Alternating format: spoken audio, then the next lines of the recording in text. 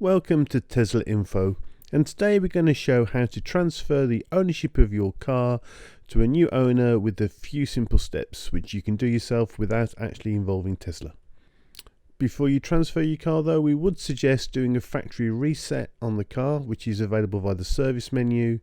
And then factory reset, you'll need to enter your details, but this will effectively clear out all the information that's personal to you in the car. Okay, to transfer the car, go to the app and then you want to do manage products and remove a product, and this time you want to pick the car that you want to remove.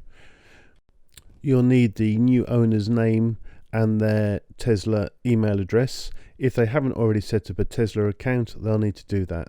It's then simply a matter of filling in the forms. We can only suggest that you check and double check this information when you're filling it in, because obviously if you make a mistake, then the car could go to the wrong person.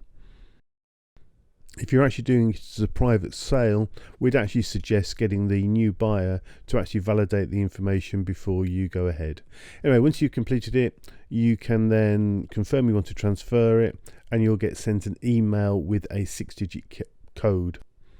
This code only lasts for a couple of minutes, so you need to be quick, and then you type that into the app and the transfer will then take place.